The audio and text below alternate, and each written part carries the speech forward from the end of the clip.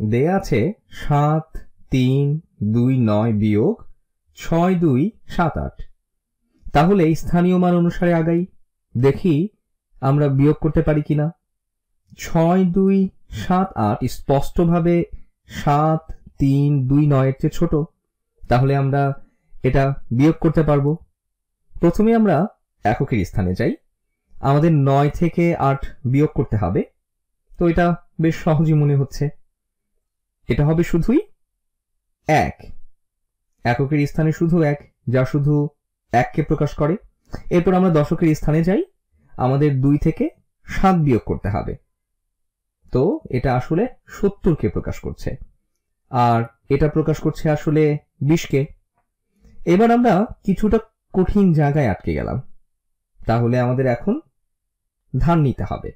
আমরা কি করছি সেটা বোঝার জন্য আমরা এই সংখ্যা দুটো আবার লিখে ফেলি। তাহলে 7 3 2 9, 7 আমরা এটাকে 7000 এর সমান হিসেবে লিখতে পারি, তাই তো, যোগ 300। শতকের স্থানে এই 3 অঙ্কটি 300 কে প্রকাশ করছে। হাজারের স্থানে 7টি হলো 7000, শতকের স্থানে এই 3 300। দশকের স্থানে 2টি হলো আসলে 2টি 10 অথবা 20। এরপর এককের স্থানে 9টি হলো শুধুই 9, তাহলে 7329 কে প্রকাশ করার আরেকটি উপায় হলো এটি। এরপর নিচে এখানে হাজারের স্থানে আমাদের আছে 6, এটা হবে 6000। আমরা বিয়োগ করছি, তাই বিয়োগ 6000। তারপর এখানে শতকের স্থানে আমাদের আছে 2।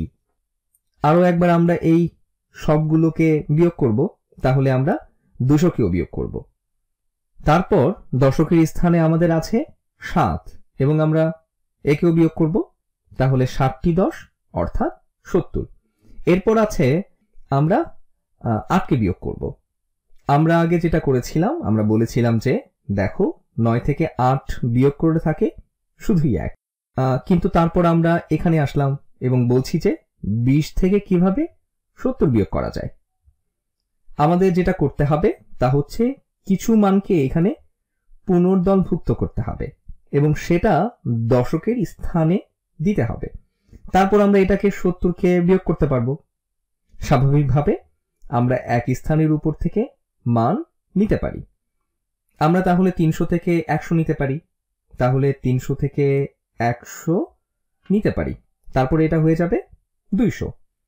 আমরা 100টা দিব, আমরা 100টিকে দশকের স্থানে দিব, তাহলে এটা হবে 120। লক্ষ্য করো, 200 যোগ 120 সমান 320, 300 যোগ 20 সমান 320। আমরা সংখ্যার মানের কোনো পরিবর্তনই করিনি, আমরা কোন স্থানে এটাকে প্রকাশ করছি শুধু সেটা পরিবর্তন করছি। আমরা যদি এটা এখানে করতে চাই, তাহলে এটা হচ্ছে, যখন আমরা এটাকে এভাবে দেখি এটা আসলে পুনর্দলভুক্তকরণ, কিন্তু আমরা যদি এটাকে ধার নেয়ার দিক থেকে বিবেচনা করি তাহলে বলা যেত 3 থেকে আমরা 1 নেই, যেহেতু এটা আসলে 300, তাই আমরা আসলে 100 নিচ্ছি। তো এটা হয়ে যাচ্ছে 2, আর তারপরই এই 1 কে দিচ্ছি দশকের স্থানে, তাহলে এটা হয়ে যাচ্ছে 12। এখন আসলে যেটা হয়েছে তা হচ্ছে আমরা নিয়েছি 100 এবং 20 কে দিয়েছি, তাহলে মোট হচ্ছে 120। তো এখন আমরা বিয়োগ করতে পারবো। এখন বলা যায় 120 বিয়োগ 70, 120 বিয়োগ 70 সমান হবে 50। এখানে আবারও আমরা দেখছি 12 বিয়োগ 7, এটা হচ্ছে 5, কিন্তু এটা এখনো একই জিনিস প্রকাশ করছে।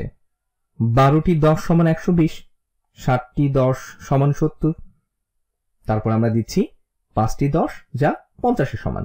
এই 5টি 50 কে প্রকাশ করে। তারপর আমরা অন্য স্থানের দিকে যেতে পারি। 2 বিয়োগ 2 অর্থাৎ এটা হচ্ছে 0টি 100। এরপর 7000 বিয়োগ 6000 সমান 1000। আবারও ঠিক এখানে 200 বিয়োগ 200 সমান 0টি 100, আর তারপর 7000 বিয়োগ 6000 সমান 1000। তাহলে এটা হবে 1000 যোগ 000 যোগ 50 যোগ 1, যা 1051 এর সমান। এখানে গুরুত্বপূর্ণ বিষয় হচ্ছে বুঝতে পারা আমাদের প্রতিবার এটা লিখতে হবে না, কিন্তু এটাও নিশ্চিত করতে হবে যে আমরা মনে রাখবো যে এই 3টি আসলে 300কে প্রকাশ করছে, আর এই 2 প্রকাশ করছে আসলে 20কে। আর যখন আমরা 300 থেকে 100 নিচ্ছিলাম তখন আমরা এটাকে শতকের স্থানে 2 হিসাবে প্রকাশ করব। তারপর যখন শতকের স্থানে একটি 100 দেয়া হচ্ছে বা 100 যোগ করা হচ্ছে, এখানে 2টি 10 হয়ে যাচ্ছে, 12টি 10, কারণ আমরা এখানে আরো 10 যোগ করছি। আমরা এখানে 100 দিচ্ছি। আশা করি এখন তুমি বুঝতে পারছো।